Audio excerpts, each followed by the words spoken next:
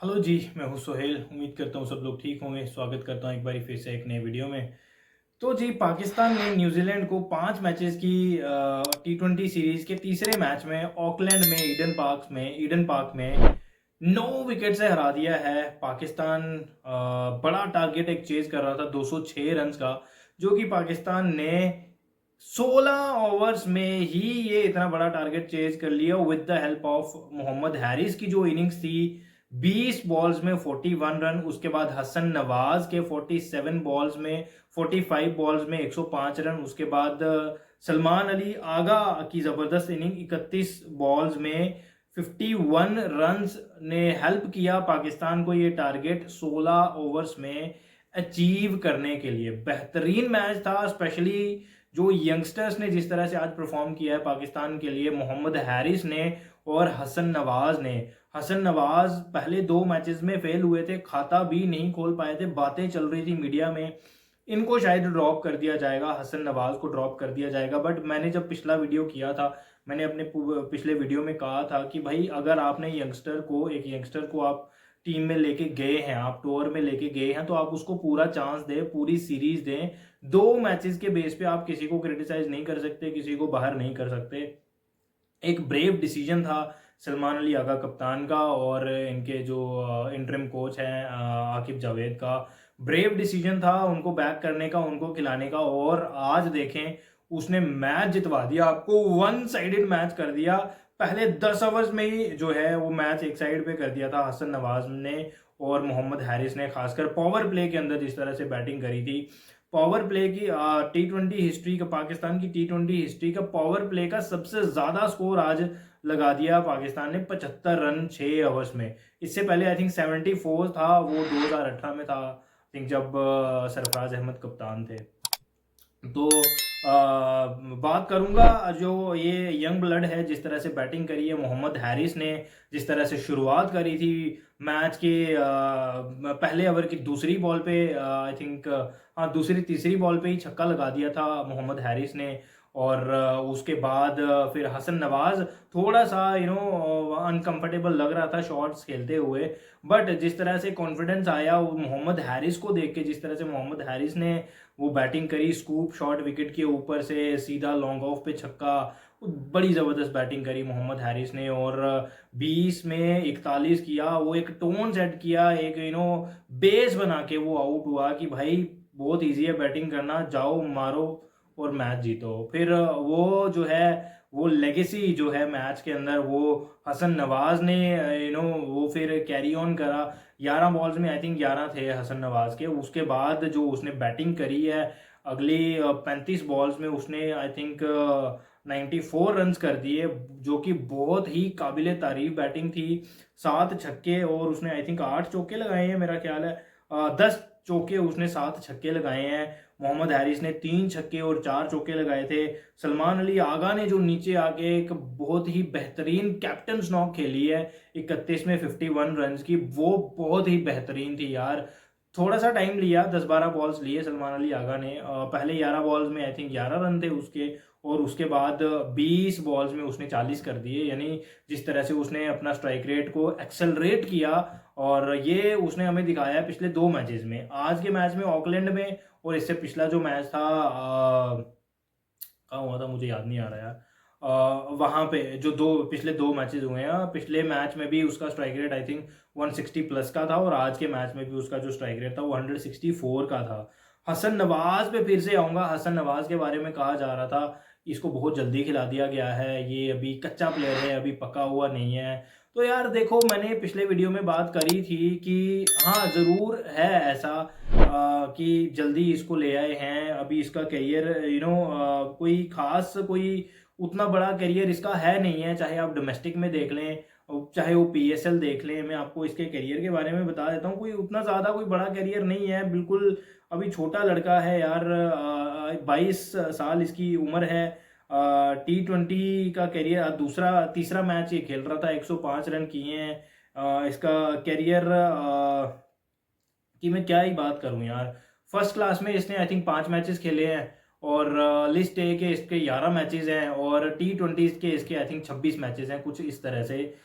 इसके रिकॉर्ड्स हैं। एक इसकी सेंचुरी थी वो फर्स्ट क्लास में थी, 164 की 165 इसका बेस्ट स्कोर था। और आज जो दूसरी सेंचुरी करी है अपनी इंटरनेशनल कैरियर में, पहली और टोटल कुल मिला के ओवरऑल अपने कैरियर की जो दूसरी सेंचुरी करी है, अपनी डेब्यू सीरीज में ही सेंचुरी करना T20 के अंदर एक बहुत बड़ा काम है। कहा जा रहा था कि बाउंड्री छोटी है, ये है वो है, यार न्यूजीलैंड ने भी तो वहीं पे बैटिंग करी थी ना।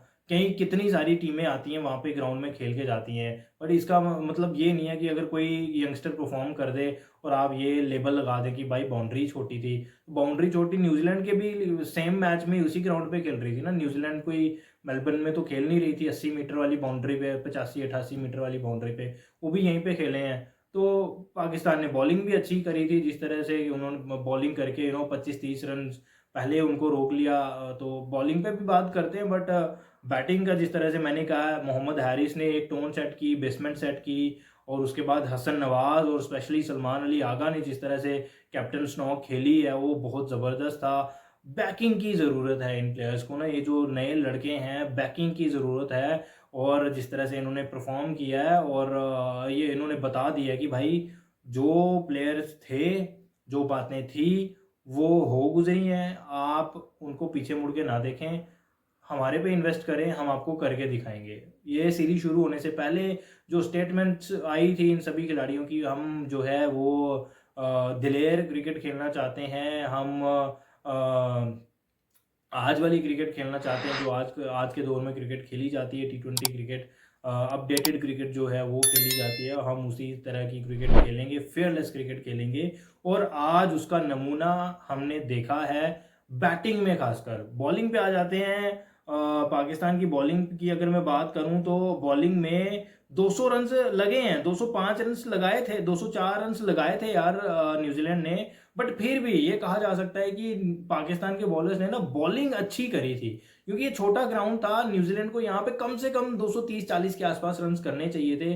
टिम साइफर्ट मैच के दौरान कमेंटेटर से बात कर रहे थे कि उन्होंने स्कोर थोड़े 25-30 रन कम किए हुए हैं, और वो दिख भी रहा था कि 25-30 रन कम किए हुए हैं। स्पेशली जिस तरह से ओपनर्स को जल्दी निपटाया शहीनशाह अफरीदी और हैरिस रऊफ ने मिलके, वो एक फिन एलन का वो एक ब्लाइंडर कैच जो पकड़ा था हैरिस रऊफ ने। हैरिस रऊफ की मैं बात करूं फील्डिंग की, यार मैंने हैरिस रऊफ को ना आज तक कैच छोड़ते हुए नहीं देखा, कभी उसने कैच नहीं छोड़ा यार आज तक। वो एक फील्डर, बहुत अच्छा फील्डर है, वो कैच नहीं छोड़ता है। और दूसरी बात ये है कि जो भी फास्ट बॉलर होता है ना, जो ज़्यादातर फास्ट बॉलर्स होते हैं वो उतने अच्छे फील्डर्स होते नहीं है। बट आज जिस तरह से वो शॉर्ट फाइनल पे फिन एलन का कैच पकड़ा, पहली ओवर की आई थिंक चौथी बॉल थी, तो वो बहुत ही बेहतरीन कैच था यार, बड़ा ज़बरदस्त वो कैच था। और फिर उसके बाद टिम साइफर्ट 9 बॉलों में 19 रन कर पाए। हैरिस रऊफ की स्लोअर वन पे सलमान अली आगा को कैच दे बैठे। और उसके बाद फिर नियमित अंतराल के बाद विकेट्स गिरते चले गए। उसके बाद एक ही जो उनका बल्लेबाज था मार्क चैपमैन, जिसने कि 94 रन किए। और चैपमैन के T20 के अंदर पाकिस्तान के अगेंस्ट 600 प्लस रन हो गए हैं आई थिंक, हाँ 600 प्लस रन हो गए हैं। केन विलियमसन के बाद दूसरा यही है बंदा उनका जिसने पाकिस्तान के अगेंस्ट सबसे ज़्यादा रन किए हैं। तो चैपमैन ने 94 किए, थोड़ा सा फील हुआ उसके लिए यार कि 100 हो जाना चाहिए था उसका। 44 बॉल्स में उसने 94 किए। शहीन ने उसको आउट कराया शादाब के हाथों कैच करवा के। डेरल मिचेल ने 17 किए, निशम ने 3 किए, मिथे ने 9 किए। ब्रेसवेल ने एक अच्छी इनिंग खेली, नीचे आके 18 में 31 किए। हैरिस स्टोफ की एक स्लोअर रन पे बोल्ड आउट हुए, और उसके इस सोडी ने 10 किए। बाकी कोई कुछ खास है नहीं है।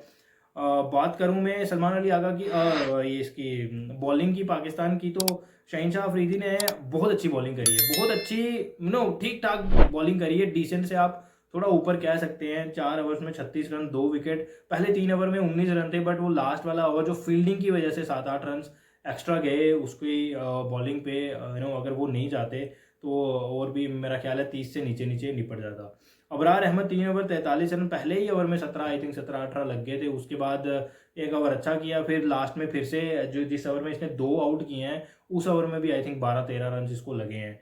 तो हैरिस रऊफ बोल्ड ब्रिलियंटली यार, उसका स्पेल बहुत अच्छा था। 4 ओवर 29 रन, 3 विकेट, 7.20 की इकोनॉमी। ऐसे ग्राउंड पे हैरिस रऊफ का भाई ये ब्रिलियंट बॉलिंग है, बहुत अच्छी बॉलिंग करी है हैरिस रऊफ ने, और इस टूर पे इस सीरीज में हैरिस रऊफ ने बहुत अच्छी बॉलिंग करी है। पिछले मैच में भी 3 ओवर में 20 रन ही दिए थे, उसने 1 विकेट भी लिया था। आज के मैच में उसने 4 ओवर में 29 रन देके 3 विकेट, आखिरी बॉल पे उसको इनसाइड एज पे चौका हो गया, वरना ये भी 6 की इकॉनमी पे ख़त्म कर रहा था। Abbas Afridi 2.5 overs 24 run 2 wicket, again very good bowling. Shadab Khan ने भी आज अच्छी बॉलिंग करी है यार, 4 ओवर 33 रन 1 विकेट, और जिस तरह से प्लान करके आउट किया डैरेल मिचेल को, मोहम्मद हैरिस को बोल रहा था कि ये बाहर निकलेगा, डैरेल मिचेल के लिए बोल रहे थे कि ये बाहर निकलेगा, उसने वाइड बॉल करी, वाइड बॉल करके डैरेल मिचेल मारने गया और वो I think short third man पे आउट हुआ था। Khushdil Shah 1 over 18 run, Salman Ali Agha 1 over 13 run. I think Salman Ali Agha से एक गलती हुई, जो दूसरा ही मैच का दूसरा ओवर अबरार अहमद को दे दिया और उसको 17-18 रन लग गए, वहाँ पे वो एक गलती हुई थी सलमान अली आगा से, और उस गलती को उसने सुधारा लास्ट में, जब उसने चौथा ओवर अबरार अहमद से नहीं करवाया। अबरार अहमद के स्पेल का जो चौथा ओवर था वो उसने उसको नहीं दिया, क्योंकि अगर वहाँ पे उसको बॉल देता, सामने ब्रेसवेल था, उसको मार सकता था, मे बी 18-20 रन का ओवर वहाँ पे लग सकता था। हैट्रिक पे भी था अबरार अहमद, बट सलमान अली आगा ने बहुत अच्छा किया, वो अच्छा डिसीजन था उसको बॉल नहीं देने का। तो ये हालात रहे यार आज के मैच के, जो कि बहुत बहुत ही ज़रूरी मैच था पाकिस्तान के लिए जीतना। बहुत देर के बाद ये कोई मैच जीते हैं, आई थिंक 3 और 3 6 और 7 8 9 मैचेस के बाद, 8 या 9 मैचेस के बाद ये मैच जीते हैं T20s में। तो T20s की हिस्ट्री का जो है सबसे बड़ा टोटल, आई थिंक पाकिस्तान ने तो नहीं, चौथे नंबर का बड़ा टोटल अचीव किया है, और ऑकलैंड में सबसे बड़ा टोटल अचीव किया है, टारगेट अचीव किया है पाकिस्तान ने। और ये सब हालात थे, तो मसला एक ही है, इन यंगस्टर्स को बैक करें, जो बातें पीछे चली गई हैं, जो प्लेयर चले गए हैं उनको छोड़ दें, पीछे देखना बंद कर दें, इनको बैक करें। इस सीरीज़ के बाद एक बांग्लादेश के साथ T20 मैचेस की 3 मैचेस की सीरीज़ है, उसके बाद वेस्ट इंडीज़ के साथ 3 मैचेस खेलने हैं, उसके बाद एशिया कप है, इसके बाद भी 6 मैचेस T20s के लिए हैं एशिया कप की तैयारी करने के लिए। तो मेरा ख्याल है यही प्लेयर खेलने चाहिए, यही टीम खेलनी चाहिए, और अगर यहाँ पे टीम में कुछ चेंजेस आते हैं तो मेरा ख्याल है ये फिर बातें ही रह जाएंगी कि हम टीम बना रहे हैं, हम ये कर रहे हैं, हम वो कर रहे हैं। तो मेरा ख्याल है यही टीम आगे चलनी चाहिए, फिलहाल 2026 के वर्ल्ड कप के लिए इनकी यही तैयारी होनी चाहिए, यही टीम होनी चाहिए। तो फिलहाल इस वीडियो में इतना ही, मिलते हैं एक नई वीडियो में, तब तक के लिए टेक केयर।